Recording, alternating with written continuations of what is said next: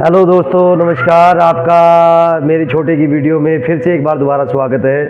दोस्तों, जितना हो सके मेरी वीडियो को उतना लाइक कीजिएगा, शेयर कीजिएगा और आगे से आगे बढ़ाओ ज़रा। मैं भी चाहता हूँ मैं भी कुछ सीखता रहूँ आपके ज़रिए ही, आपसे बात करके, और आप लोग भी कुछ अच्छा सीखो। मैं आपको बताना चाहता हूँ दोस्तों, जो हमारा मन होता है ना, ये बड़ा चंचल होता है। जो इसको समझ जाता है ना, जो इसको अपने काबू में कर लेता है, वो कभी भी दुख नहीं झेलता है। ये चीज़ याद रखना आप, ये सच कह रहा हूँ मैं आपको। जो जिसका देखो, जितनी इस दुनिया में जितने भी लोग हैं ना, किसी का मन अपने काबू में है ही नहीं है।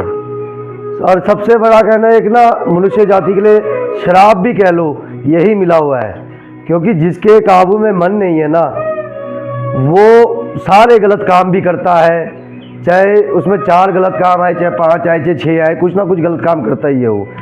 जिसका मन काबू में है ना, और जो अपने मन को समझा लेता है, जो मोह माया से दूर हो जाता है, वो हमेशा सुख की प्राप्ति करता है। ये चीज़ याद रखना आप। एक मैंने पढ़ा है, अपने चित्त और इंद्रियों के स्वामी बनो, उनके गुलाम नहीं बनो।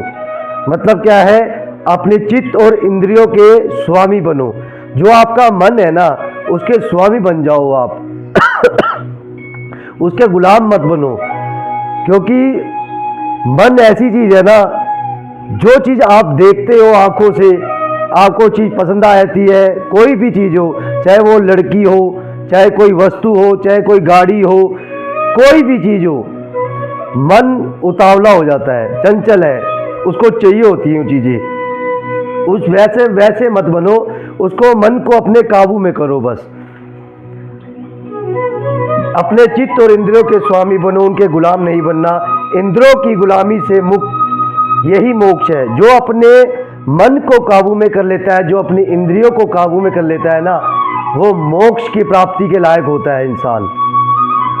और ये कैसे हो सकता है? ये सिर्फ एक ही तरीके से हो सकता है, सिर्फ एक तरीके से, जहां तक मैंने सीखा है। आप जितना हो सके उतना भगवान का नाम लो।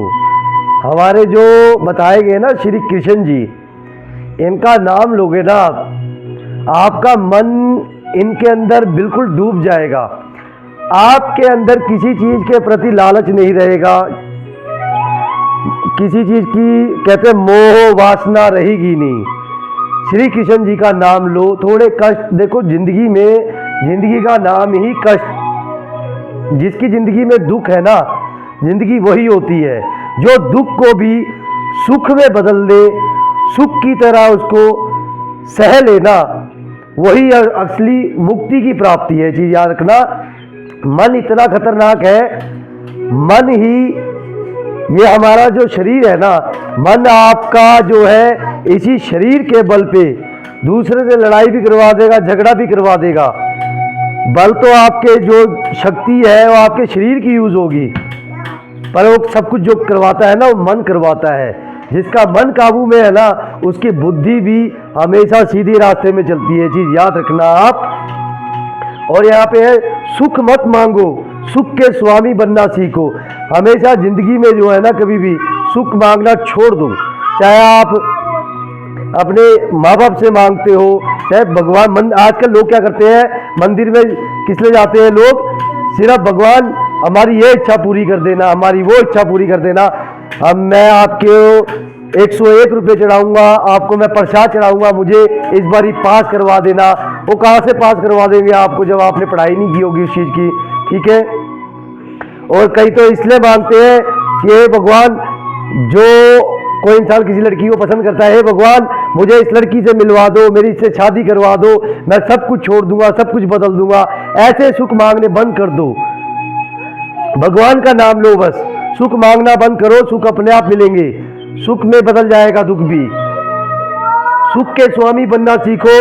जो सुख का स्वामी बन सकता है ना, जो दुख को भी सुख के रूप में, एक कहते हैं ना, एक्सेप्ट करता है, वो मोक्ष प्राप्ति के लायक है। यही विडंबना है। जो स्वयं सत्याचित आनंद है, वो बाहर सुख ढूंढ रहा है। जिसके पास सब कुछ होते हुए भी जिसके पास गाड़ी है, बंगला है, पैसा है, जिस पर किसी चीज़ की कमी नहीं है, वो तब भी बाहर सुख ढूंढ रहा है, उसके अंदर शांति नहीं है। जिसके पास जितना पैसा है वो और पैसा बढ़ाने की कोशिश में है, उसको कहीं ना कहीं डर भी है कि मेरा पैसा कहीं चला ना जाए। देखो दोस्तों, सब कुछ यहीं रह जाना है, कुछ साथ नहीं जाएगा। साथ जाएगा तो सिर्फ आपके कर्म जाएंगे, और जो आपने भगवान का नाम लिया होगा सिर्फ वो जाएगा और कुछ नहीं जाएगा। सब कुछ यहीं रह जाएगा। मैंने भी देखा है कितने लोगों पे उनकी प्रॉपर्टियां हैं, सब कुछ है, जाने के बाद देखो सब कुछ खाली जाना है। खाली हाथ आए थे, खाली हाथ जाओगे, नंगे आए हो नंगे जाओगे, कुछ साथ नहीं जाएगा आपके। ये शरीर जो है ये सिर्फ एक हमें भगवान ने इसलिए दिया है, मनुष्य जो योनि हमें दी गई है ना, वो सिर्फ एक ही कारण से दी है भगवान ने कि आप उनका नाम ले सको, मोक्ष प्राप्त कर सको, मुक्ति प्राप्त कर सको। इस जीवन का और कोई उद्देश्य नहीं है। सिर्फ कर्म करो, भगवान का नाम लो, मोक्ष प्राप्त करो, मुक्ति प्राप्त करो। नहीं तो बार बार आओगे इसी नरक लोक में आओगे, कभी जानवर बन के आओगे, कभी कीड़े मकोड़े बन के आओगे, कभी पक्षी बन के आओगे, जो बेजुबान होते हैं, जो बोल नहीं सकते हैं, जिनको रास्ते में पड़ी हुई चीज़ें खानी पड़ती हैं।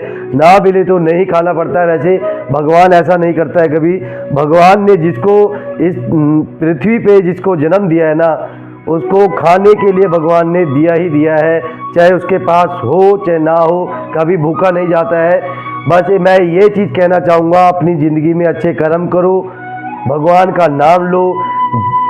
इंसान जीवन जो है इसी के लायक है जो आप भगवान का नाम ले सको और मुक्ति प्राप्त कर सको। धन्यवाद दोस्तों।